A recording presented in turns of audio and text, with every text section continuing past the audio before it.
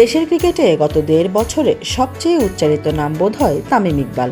মাঠের খেলায় না থাকলেও নানা ইস্যুতে বারবার এসেছে এই নাম। সবচেয়ে যে বড় আলোচনা, তিনি কবে আন্তর্জাতিক ক্রিকেটে ফিরবেন। সর্বশেষ বিপিএলে খেললেও জাতীয় দলে তিনি নেই প্রায় ১.৫ বছর ধরে। গেল বছর জুলাইয়ে চট্টগ্রামে কান্নাজড়িত কণ্ঠে তামিম ইকবাল দেশের হয়ে আন্তর্জাতিক ক্রিকেটকে বিদায় জানিয়েছিলেন। তুলে রাখতে চেয়েছিলেন প্রিয় লাল সবুজের জার্সিটা। যদিও পরবর্তীতে তৎকালীন প্রধানমন্ত্রী শেখ হাসিনার সঙ্গে সাক্ষাৎ করে অবসর ভেঙে আবারও ক্রিকেটে ফেরেন তিনি। কিন্তু এর পরের অধ্যায়টা আরও বেশি তিক্ততায় ভরা ছিল। সর্বশেষ ওয়ানডে বিশ্বকাপের আগে আচমকায় দল থেকে বাদ পড়েন তামিম ইকবাল। এর আগে তামিম ইকবালকে বাংলাদেশের হয়ে সর্বশেষ দেখা গিয়েছিল গেল বছরের সেপ্টেম্বরে। ঘরের মাটিতে নিউজিল্যান্ডের বিপক্ষে খেলেছিলেন তিনি।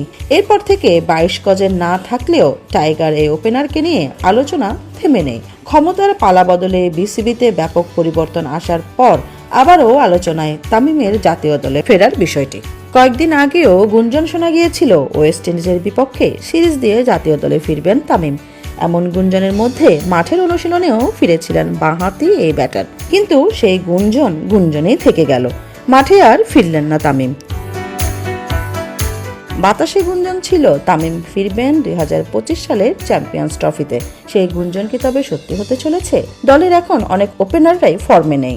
তাহলে চ্যাম্পিয়ন্স ট্রফিতে কি দেশ সেরা ওপেনারকে পাচ্ছে বাংলাদেশ? সেসব নানা প্রশ্ন এখন ঘুরপাক খাচ্ছে খেলার জগতে। তাছাড়া তামিম ইকবাল ও বিসিবি প্রধান ফারুক আহমেদের আলোচনা, দুজনের মুখের মিষ্টি হাসি তামিমের ফেরার আভাস দিচ্ছে কি?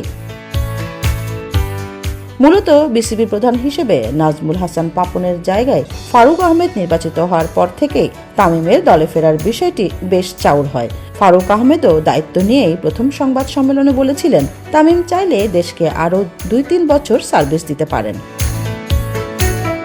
তবে আবারও ফিরছেন কি না এমন প্রশ্নের জবাবে সাংবাদিকদের বরাবরই হেয়ালি উত্তর দিয়েছেন তামিম। হ্যাঁ কিংবা না কোনোটাই খোলাসা না করলেও বলেন, দলে ফেরা বা না ফেরা সবটাই মিডিয়ার সৃষ্টি। তবে সবাইকে অনুরোধ করেছেন, যতক্ষণ না নিজের মুখে বলবেন ততক্ষণ যেন কোনো গুঞ্জন বা গুজবে বিশ্বাস না করেন ভক্তরা। এছাড়া দলে ফিরতে চাইলেই যে দল তাকে স্বাগত জানাবে তাও মনে করেন না এই ক্রিকেটার। আর নির্বাচকরা যদি তাকে দলে প্রয়োজন মনে করেন, সেই বিষয়ে সিদ্ধান্ত নেওয়াটাও একান্ত ব্যক্তিগত বলেই মনে করেন এই ক্রিকেটার। তবে এই মুহূর্তে বিপিএল মাথায় রেখে প্র্যাকটিস চলছে বলে জানান তামিম। এবার বরিশালের হয়ে খেলবেন তিনি।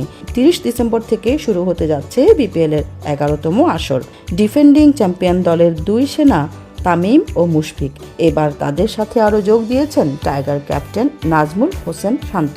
৩ টাইগার মিলে বিপিএল এর ছকটাও সাজিয়ে ফেলেছেন হয়তো, যেখানে স্পটলাইটটা সবচেয়ে বেশি থাকে খান সাহেবের উপর। বিপিএলে দারুণ পারফর্ম করে বরিশালের হাতে আবারও ট্রফি উঠিয়ে দিয়ে চ্যাম্পিয়ন্স ট্রফিতে নিজের নাম লেখাবেন কিনা খান সাহেব, সেই আশায় আছেন তার ভক্তরা। এর আগে ২০২৩ সালের জুলাইয়ে আফগানিস্তানের বিপক্ষে প্রথম ম্যাচ শেষে প্রেস কনফারেন্স ডেকে ক্রিকেটকে বিদায় বলেছিলেন তখনকার tiger captain Tamim Iqbal. Injury সহ নানা অভিযোগ চাপানো হয়েছিল তার উপর। সাকিব আল হাসানও এক টেলিভিশনে খোঁচা দিয়ে অনেক কথাই শুনিয়েছিলেন তামিমকে। সব নীরবে একাই সয়ে গেছেন তামিম ইকবাল। তবে খারাপ সময় শেষে উদয় হয়েছে নতুন দিনের সূর্যের। সেই আলোয় আবারও কি টাইগার জার্সিতে আলোকিত করবে দেশের ক্রিকেটকে তামিম? সেই প্রশ্ন এখন সবার মনেই।